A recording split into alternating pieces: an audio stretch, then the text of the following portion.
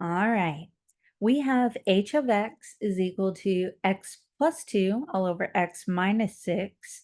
And we're asked to find h inverse of 5. I know this one seems scary, but it's not too bad. They give us a hint. We need to find h inverse. So let's start there and then we'll worry about the 5. So to find h inverse, first step that we always have, we are going to replace our function notation, in this case h of x, with y. So we get y is equal to x plus 2 all over x minus 6. Second step, we switch x and y. So wherever we see a y, we put an x. Wherever we see an x, we put a y. So we're going to have x is equal to y plus 2 all over y minus 6.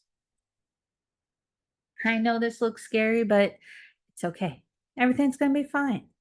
We're going to do this together.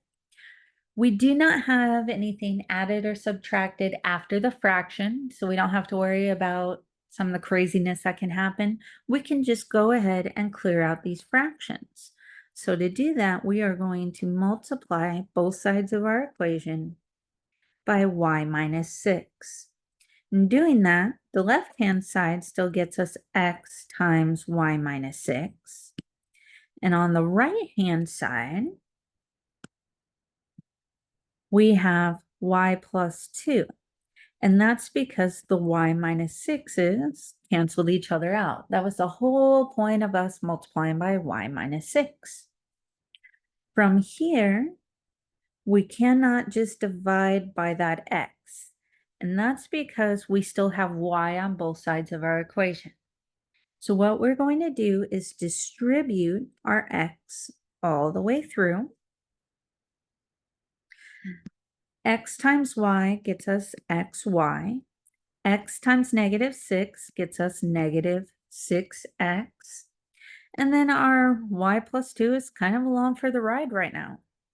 We need to move all of our y's to one side of the equation, everything without a y to the other side. So the first thing I'm going to do is move that 6x. I'm going to move it to the other side of the equation so I can have the xy by itself on the left-hand side. So I have xy is equal to y plus 2 plus my 6x. I can't divide both sides by x because my y's are still separated. I need to get all my y's on the same side. So let's move that singular y over to the left-hand side. In doing so, we have xy minus y is equal to 2 plus 6x. I'm going to rewrite this real quick. Whoosh. As xy minus y equal to 6x plus 2. I just want everything in descending order. Couple more steps. We can't just divide by x because we have xy minus y. All right. We still need to get y by itself. Notice that we have both of our y's on the left-hand side. We can't combine xy and negative y, but notice that both terms have a y. Because they both have a y, that makes them a greatest common factor, which means we can factor it out.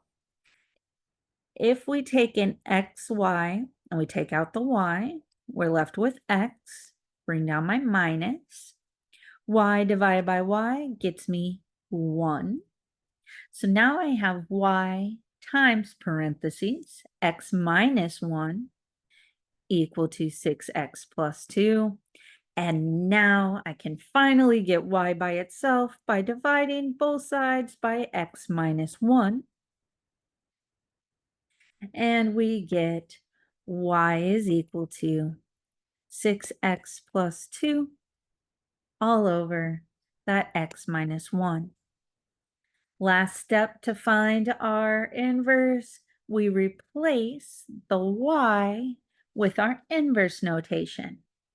So instead of y equals, we're going to have h inverse of x equals 6x plus 2 all over x minus 1.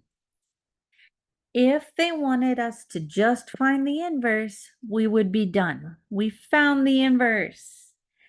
But they didn't want us to do that. They wanted us to find h inverse of 5. H inverse of 5 means that we are going to plug in a 5 wherever we see an x in our inverse. So instead of 6x plus 2, we're going to have 6 times 5 plus 2 in the numerator, all over. We have x minus 1 in the denominator. That's going to become 5 minus 1. And now let's do the arithmetic. Up top, 6 times 5 is 30, plus 2 gets me 32. 5 minus 1 in the bottom gets us 4. Simplify that, and we get 8. So we found that h inverse of 5 is 8.